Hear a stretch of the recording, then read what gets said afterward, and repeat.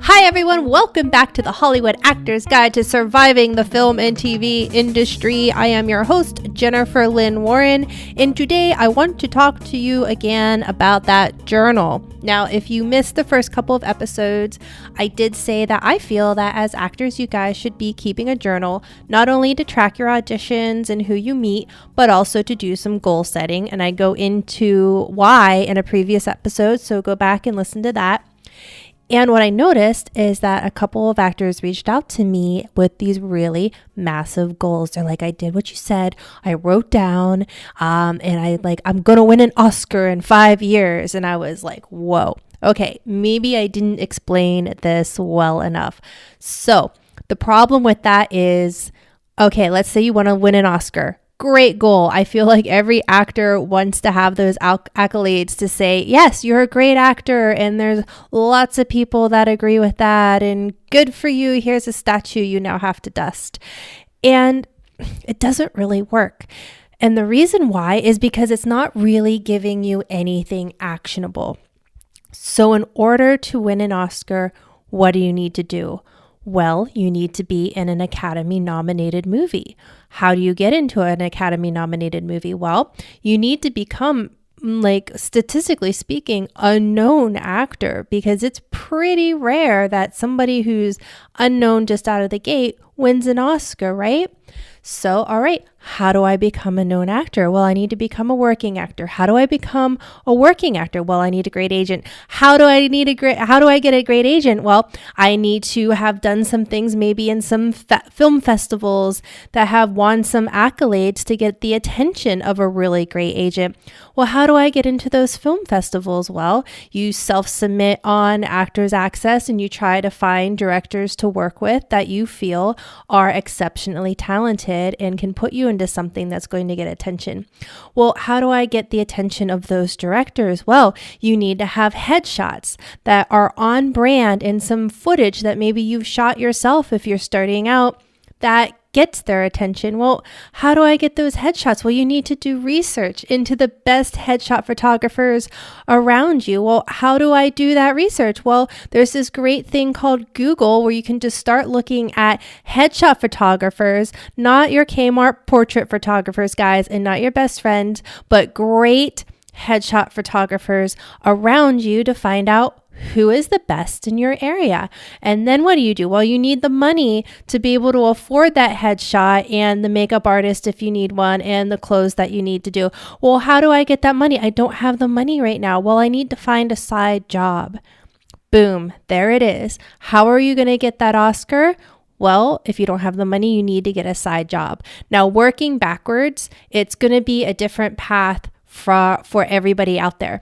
So take a look at those goals that you wrote down and work backwards. Find out where the missing link is. That's the smallest piece of the puzzle that you can do right now, right this second, because you can't win an Oscar right this second, but you can do something for your career. So those are the goals that I really want you guys to start writing down.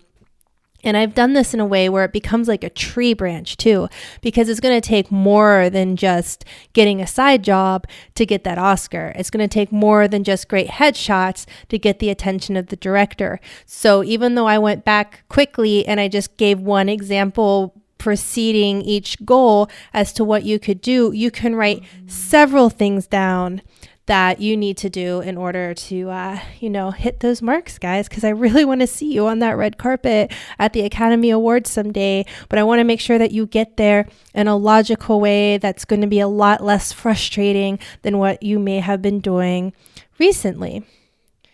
So let's talk really quick about your appearance.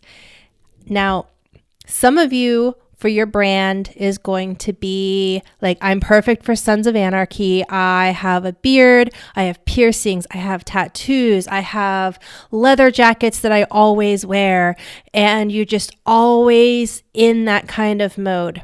It's my opinion, and you can take it or leave it, that you can have a brand that is, quote, dangerous or edgy, but there still needs to be a hint of professionalism, neatness, and cleanliness to it.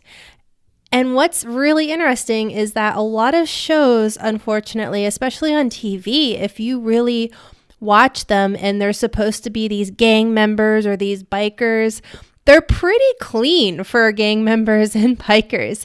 It's pretty rare that, they'll go completely authentic and they're dirty and they're, they might be unshaven, but all these actors on these TV shows are neatly unshaven. And so there is this line that you need to decide where you want to walk on for your brand as to, what is the neat professional version of what your brand is, so that when you go in and you have an audition or you meet a casting director or you have a general or you're going out networking, that's really the best version of you that's going to scare them the least and make them realize that you take who you are seriously as an actor. Some people are going to disagree with me, and you're totally welcome to do that at any time on this podcast. I hope you guys tweet lots of things at me about seeing the other side of things, because I like learning and I like having my mind changed. So come at me with anything that maybe you found that worked for you that doesn't, jive with what I just said. Something else to take into consideration.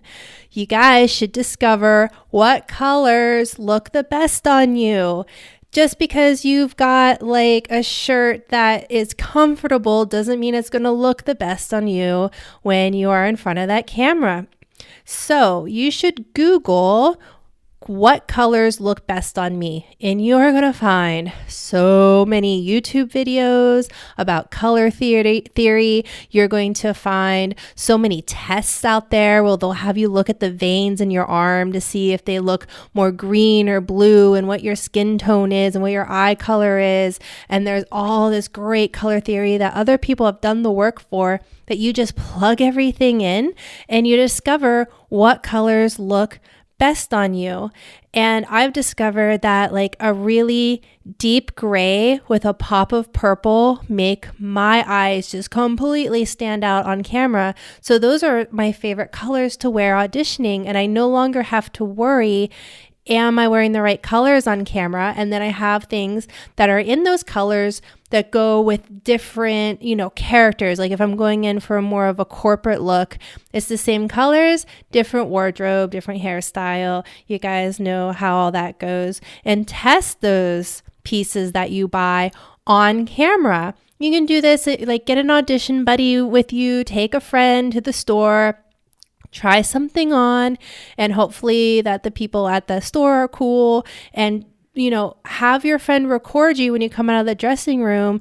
I don't care. You could do a scene if you want, practice your improv, but see how it looks on that camera so if it's really hitting you the right way, because those dressing rooms have horrible lighting, and you never, ever want to, guess if something looks good on you in that dressing room. And also, by the way, some of those dressing rooms have such good lighting that everything looks good on you because they've invested in that, and you want to get out of that dressing room and make sure that that is not the case as well. So today I want to leave you guys with something to warm your hearts, and I'll probably do this session the next couple episodes, but you need to understand that every single actor and artist out there has come up against one person or hundreds of people that have told them, you can't do this, you're not talented, you should just quit, you suck. I know that Frank Sinatra's dad told him that he could go out and get any job as long as it did not require him to sing, because his dad did not think that Frank Sinatra could make it as a singer. Boy George, who you guys will remember, he was a famous artist. He came out of London during the 1980s. His song Crying Game is featured in the 1992 movie called Crying Game. And when he told his career counselor that he wanted to become a musician, the counselor actually laughed at him, like right there, like didn't even try to hide it, just laughed at him. And he told Boy George that he should go work in a factory instead. So Boy George went and worked in a factory for like 5 weeks, picking like apples or something. And obviously he found out that that was not the occupation for him. Decided, you know what? I listened to this career counselor for 5 weeks. It didn't work out. I'm going to go back to my passion, which is music. And he is now a household name. And I mean, unless you're like 20 years old, I did meet somebody the other day who did not know who Frank Sinatra or Gene Kelly were, and I had to make them sit down and watch Singing in the Rain, so at least they knew who Gene Kelly is now. So that is it for today, guys. If you're curious about me personally, you can follow me anywhere on social media at Jennifer Lynn Warren. I'm also at Hollywood Actors Guide if you guys want to see some inspirational posts and maybe see some more of the auditions and things that I'm attending to. I also do some, 1-minute videos on there. And also, as when it came to headshots, guys, I was always confused as to why my headshots were not working out for me. So I started this experiment, and you can find it at Hollywood Actor Headshots on Instagram. And I started doing photography for some of my friends, and then some people reached out and actually paid me to take their pictures, because I was really branding my actors, because I wanted to see, why was I not getting the correct brands from headshot photographers? And I think I figured out how to talk to them, and I will share that on a future episode. But if you want to see, the type of photos that I took to try to figure out how to get the photos right for me for my next session, you can head on over to Hollywood Actor Headshots. All right, that's all for now, guys. So break a leg out there, and remember, you are not alone.